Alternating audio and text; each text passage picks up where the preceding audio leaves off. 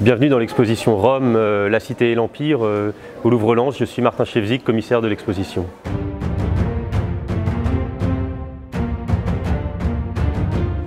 Je suis Cécile Giroir, donc co-commissaire avec Martin Chevzik de l'exposition et directrice du département des antiquités grecques, étrusques et romaines du musée du Louvre à Paris.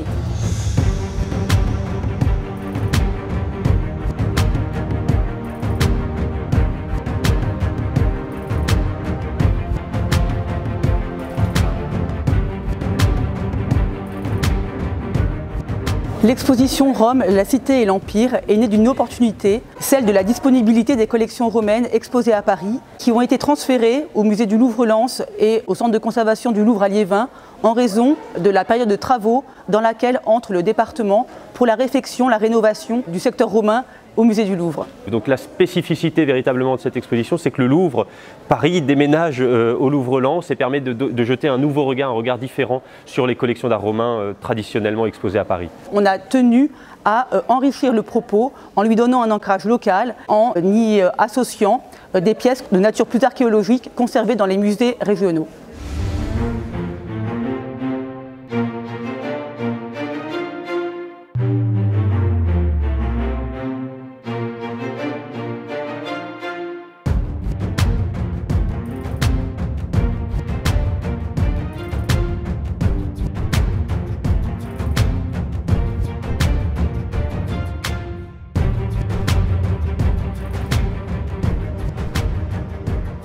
L'exposition présente la civilisation romaine, donc c'est l'occasion d'aborder de grands thèmes culturels, artistiques, politiques, sociaux, mais c'est aussi une formidable occasion de découvrir de nombreuses figures historiques qui sont connues et qui sont connues par leurs portraits. On les reconnaît de manière assurée à partir d'une époque bien particulière qui est celle des grandes conquêtes de la fin de la République romaine, le 1er siècle avant Jésus-Christ, et notamment à partir d'un personnage qui est le général Pompée, un général particulièrement important de la fin de la République.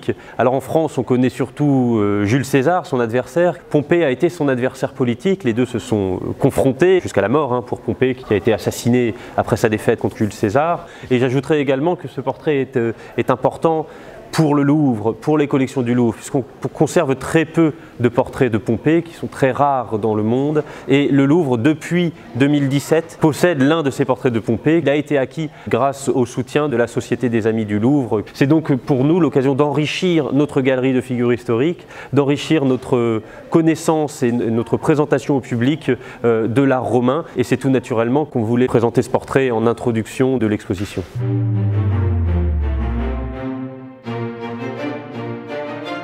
Certaines pratiques valorisées par Rome vont être partagées par plusieurs provinces de l'Empire et c'est ce qui fait ce que l'on appelle la romanisation.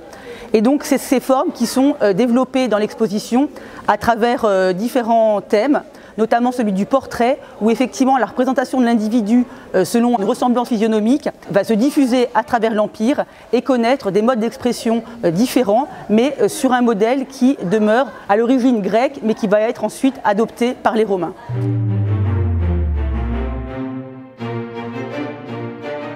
Cette coupe à médaillon, que l'on appelle coupe à embléma, puisque embléma signifie en grec rapporté sur, donc en fait c'est un médaillon qui a été rapporté au fond de la coupe, est une pièce tout à fait maîtresse du trésor de Bosco-Réal.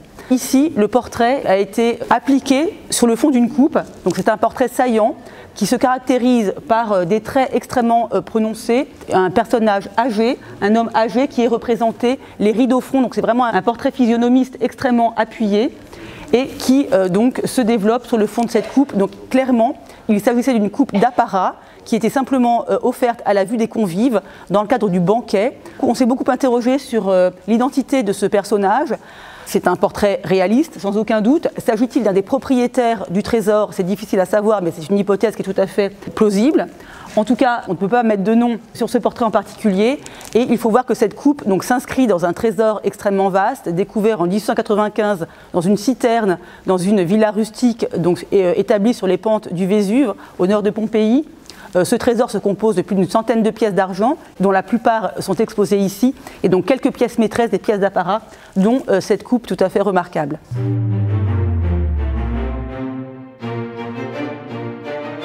D'autres pratiques partagées peuvent être évoquées dans l'exposition, notamment les jeux.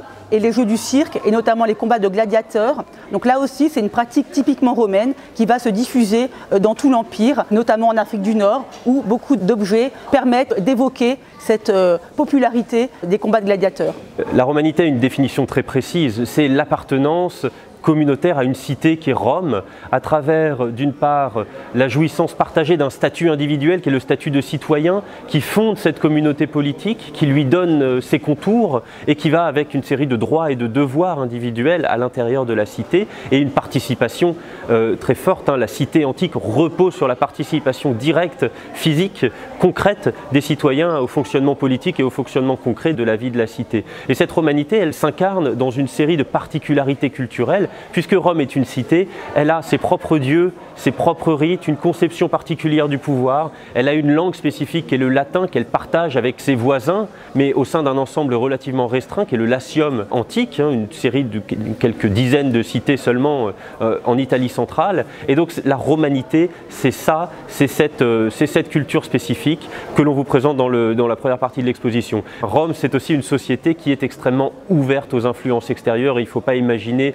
une société repliée sur elle-même, rétive à la nouveauté. Au contraire, c'est une cité qui adopte énormément de choses venues de l'extérieur, d'innovations venues en particulier du monde grec et de l'Orient, des divinités, des rites, des religions, mais aussi des formes artistiques et notamment l'art grec. Les généraux vainqueurs qui vont conquérir la Grèce au 2e, 1er siècle avant notre ère vont revenir à Rome avec des tribus et notamment des œuvres d'art, des bronzes, des pièces précieuses qui vont plaire à l'aristocratie romaine et qui vont être donc adoptées. Et ensuite aussi, il va y avoir une phase de migration des artistes grecs, puisque la clientèle se trouvera désormais à Rome à partir de la fin de l'époque républicaine, du début de l'époque impériale. Donc les artistes grecs vont migrer à Rome pour effectivement répondre aux demandes de la nouvelle clientèle qui se situe à Rome. Donc en fait, les liens entre l'art grec et l'art romain sont extrêmement complexes et ténus. Mais disons que l'art romain va réadapter, va s'approprier des formes grecques pour les réinventer et donc en faire quelque chose de nouveau.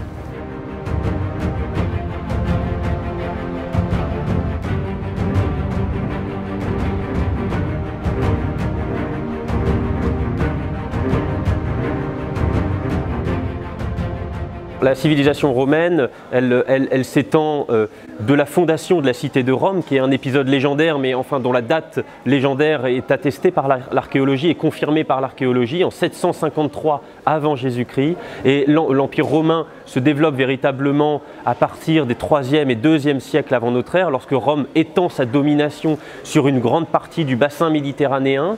L'Empire romain en tant que régime politique, lui, naît un peu plus tard, entre 30 et 10 avant notre ère, à l'époque où finalement le fonctionnement de la cité, le régime politique devient un régime monarchique avec la concentration des pouvoirs sur la tête d'un seul homme. Et la fin historique de l'Empire romain, en tout cas en Occident, puisque vous savez peut-être qu'à partir d'une certaine période, il y a 2 empires romains, un en Orient, dans la partie grecque de l'Empire, et un en Occident, dans la partie latine. La fin de l'Empire romain d'Occident, c'est la déposition du dernier empereur romain, Romulus Augustule, en 476 après Jésus-Christ. Il n'est plus remplacé. Après cette date, il n'y a plus d'empereur romain en Occident.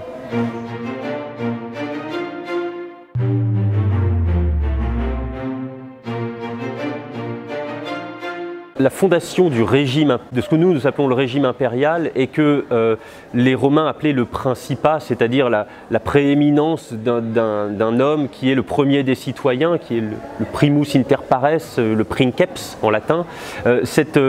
Cette émergence du régime politique, elle se fait progressivement et elle est issue également finalement du bouleversement des équilibres qui se fait à partir du moment où Rome, en étendant sa domination sur un très vaste espace, va finalement concentrer énormément de richesses, concentrer énormément de pouvoir entre les mains de l'aristocratie romaine qui est le groupe social qui dirige les affaires politiques dans la cité, les affaires publiques, qui a finalement le monopole de sa direction, du gouvernement.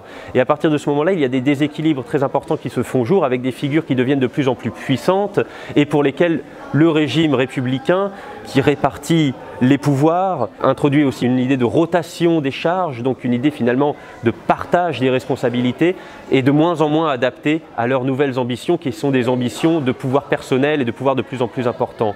Et finalement, cette évolution va entraîner une très longue guerre civile, près de 100 ans de troubles politiques et militaires à Rome qui vont se se caractériser par des épisodes extrêmement sanglants, tragiques de l'histoire romaine.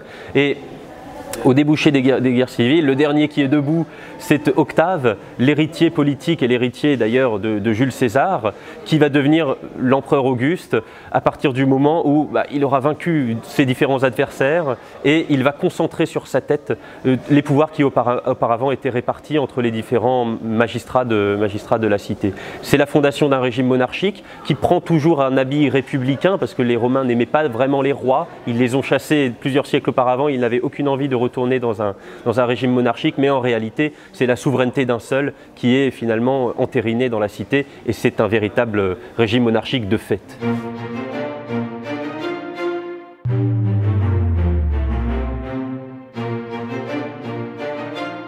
On a déplacé pour l'exposition Rome, ici au Louvre-Lens, on a déplacé la majeure partie des chefs-d'œuvre de la collection d'art romain du musée du Louvre. Et donc, si on nous demande d'en sélectionner un ou deux, c'est très difficile. Mais enfin, j'aime beaucoup celui-là, qui est une œuvre d'art formidable, un objet d'un très très grand raffinement. C'est un buste de l'empereur Lucius Verus qui va régner de 161 à 169 après Jésus-Christ, en compagnie de son frère adoptif, qui est l'empereur Marc Aurèle, que l'on connaît un peu mieux, qui est un empereur philosophe. Lucius Verus, lui, a une réputation beaucoup plus contrastée. On lui a prêté beaucoup de pratiques très débauchées.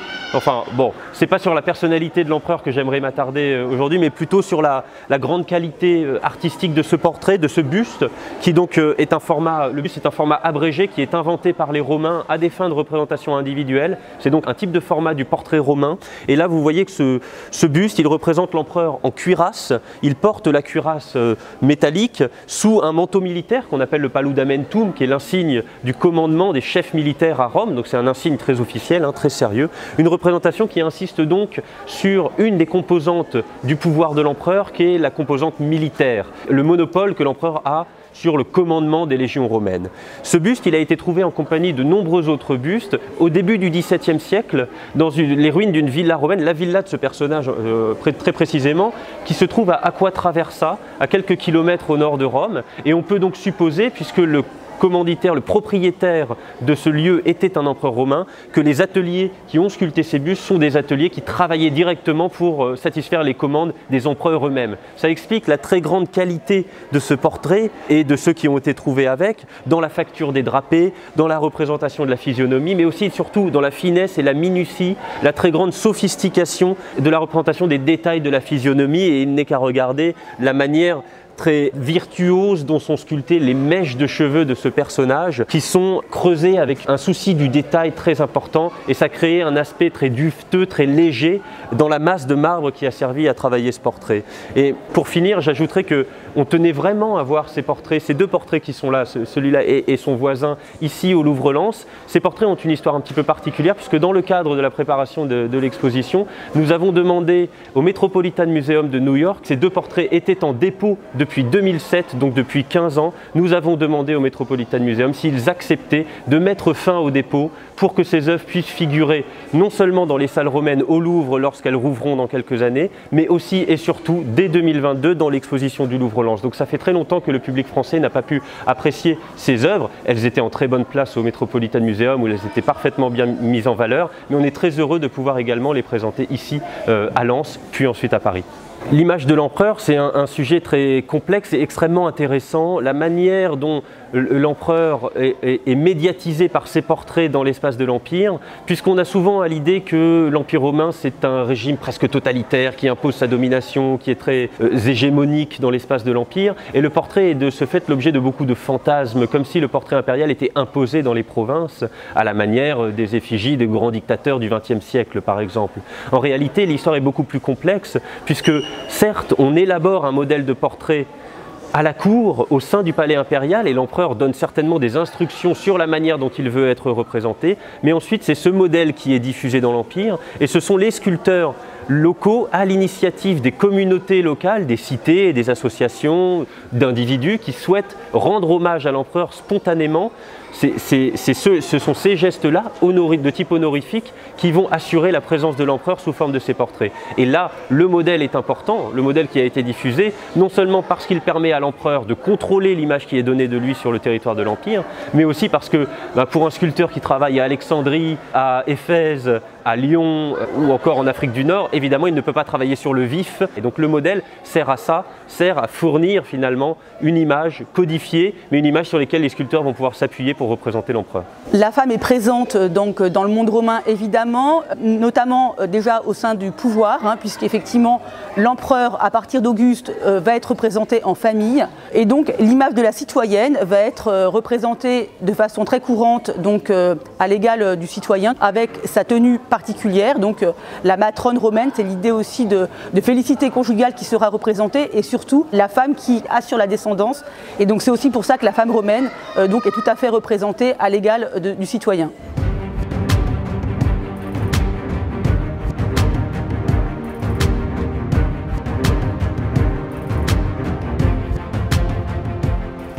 Le socle commun qui caractérise la civilisation romaine, c'est tout le sujet de cette exposition, qui est de montrer la relation entre la cité et l'Empire, c'est-à-dire finalement les deux sens que l'on donne au nom propre de Rome. Aujourd'hui, quand on pense à Rome, on pense à la fois à cette communauté politique autonome, une cité bien définie dans un monde qui est un monde très bigarré, de cités bien sûr, mais aussi de peuples très divers. Donc une cité qui a une culture propre, spécifique, et d'autre part un état de proportion gigantesque qui est l'Empire romain, qui va s'étendre du nord de l'Angleterre au sud de l'Égypte et de la façade atlantique du Maghreb actuel jusqu'en Arménie. Donc le socle commun, il est à la fois très existant, c'est la diffusion du modèle romain, de la culture romaine. Tout cela ne prend pas la forme d'une unification culturelle, d'une paupérisation culturelle du monde antique, mais en fait d'un métissage, d'un mélange d'héritages divers et de modèles communs qui créent une civilisation commune.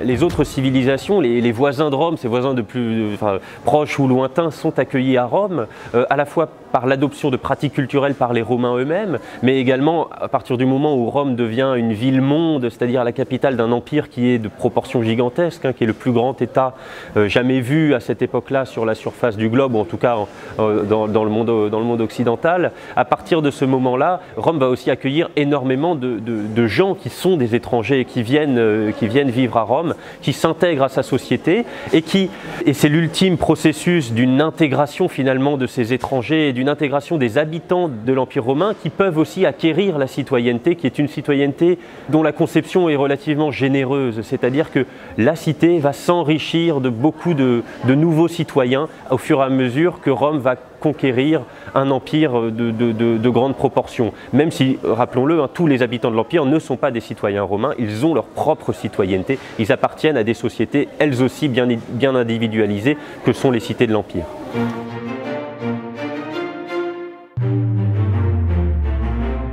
Le relief qui est derrière nous est une pièce extrêmement importante des collections du Louvre. Elle est entrée dans les collections nationales françaises avec l'acquisition de la collection Borghese par Napoléon. Et les deux reliefs que vous voyez derrière moi, qui forment un ensemble cohérent, décoraient à l'origine un monument très important de la Rome impériale qui est le Forum de Trajan, érigé par l'empereur Trajan au début du IIe siècle après Jésus-Christ. Et il représente une scène très particulière, emblématique de l'importance de la religion publique dans la définition de la cité, dans le fonctionnement politique de la communauté des citoyens à Rome, qui est le sacrifice, et en particulier ici un sacrifice très spécial puisqu'il accompagne une cérémonie de départ en campagne d'un général, d'un personnage qui est revêtu d'un commandement militaire. Et ce que l'on voit sur ce relief, c'est une scène tout à fait particulière, très rare dans l'art romain, qui est représentée seulement à quelques reprises, et c'est ici sa formulation la plus monumentale finalement dans l'imagerie de la religion romaine. C'est le moment où l'animal est sacrifié, il a été tué par le sacrificateur, dont on voit la hache qu'il tient sur l'épaule, et un deuxième personnage, un deuxième sacrificateur est en train de vérifier, de lire les entrailles de l'animal pour vérifier que le sacrifice est bien accepté par la divinité. Parce que si ce sacrifice n'est pas accepté par la divinité, eh bien forcément il faut le refaire, puisque ça veut dire qu'il est entaché d'une forme de vice de forme, si vous voulez. Ce sacrifice prend place au cœur de la religion romaine, au cœur de l'État romain, devant le temple dont on voit l'architecture dans le fond du relief, qui est le temple de Jupiter capitolin, le le Dieu souverain des Romains, le Dieu qui est source de tout pouvoir à Rome, et c'est la raison pour laquelle le sacrifice de départ en campagne prend place devant ce temple, puisque le général en chef doit être revêtu d'un pouvoir qu'on appelle l'imperium et qui est garanti par le dieu Jupiter. Ce relief, il est également exceptionnel, non seulement par son iconographie, par sa provenance, mais aussi parce que, vous voyez, il est de format tout à fait colossal, et on n'a pas l'habitude de le voir dans ce format-là au Louvre. Et c'est la première fois depuis très longtemps que les deux grandes parties en marbre de ce relief sont jointes, sont présentées ensemble, dans un ensemble cohérent, qu'elles sont également augmentées d'une partie qui a beaucoup moins été exposée au Louvre. C'est le tirage en plâtre d'un moulage de ce petit relief qui représente une victoire en vol, qui est déjà en train d'aller annoncer finalement la victoire impériale, qui figure en collection privée et qui nous permet ici de présenter véritablement la scène de manière cohérente.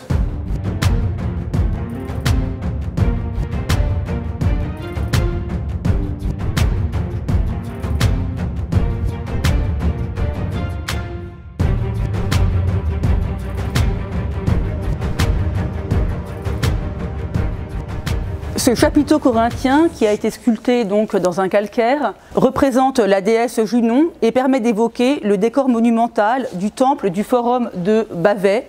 Il s'agit ici d'un prêt donc, du musée archéologique de Bavay, et il nous semblait tout à fait important d'illustrer la Gaule belgique à travers des prêts importants, des sites majeurs de la région qui ne sont pas forcément très connus du grand public, pour inviter aussi les visiteurs à se rendre ensuite sur ce site tout à fait prestigieux donc, de la région des Hauts-de-France.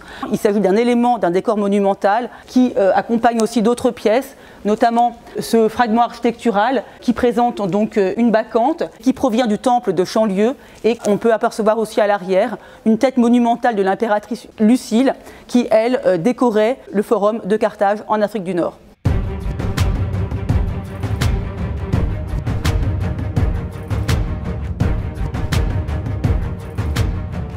L'exposition Rome, la Cité et l'Empire a ouvert le 6 avril donc 2022 au musée du Louvre-Lens et prendra fin le 25 juillet. Elle est le fruit d'un travail collectif qui met en scène vraiment de multiples compétences. Donc les deux commissaires, Martin Chevzik et moi-même, sommes en fait les porte-parole de ce projet, mais qui a été vraiment porté par de nombreuses personnes, aussi bien au Louvre Paris qu'au Louvre-Lens, également des prestataires extérieurs qui ont permis donc l'élaboration de ce projet qui s'est étalé dans le temps, puisqu'on a travaillé dessus pendant 2 ans et demi. C'est un travail de 2 ans et demi qui est ici présenté. Donc différentes compétences, à la fois scientifiques, notamment pour le catalogue qui est publié à cette occasion, que pour l'installation même des œuvres, avec des transporteurs, des régisseurs qui ont été extrêmement importants dans la mise en espace de ces collections. Aussi un travail essentiel qui est celui du scénographe, du muséographe, Mathis Boucher, qui fait partie de l'équipe du Louvre-Lens et qui a mis en espace les œuvres que Martin et moi-même avions sélectionnées. Le propos de cette exposition a été considérablement enrichi, puisqu'effectivement on souhaitait vraiment inscrire cette exposition dans le contexte local et rappeler aux visiteurs que la région des Hauts-de-France, c'était une partie intégrante de la province de la Gaule belgique, et que cette histoire que l'on raconte est aussi l'histoire des habitants de Lens et de ses alentours. Et donc nous avons pu bénéficier de prêts importants qui ont permis vraiment d'adapter le propos, de le préciser, de générer de nouvelles sections, puisque les collections conservées dans les musées des Hauts-de-France sont particulièrement intéressantes et complémentaires de celles du Louvre, en ce sens que très souvent les œuvres disposent d'un contexte archéologique précis de découverte, ce qui n'est pas toujours le cas pour les œuvres du Louvre qui ont perdu leur contexte précis de provenance.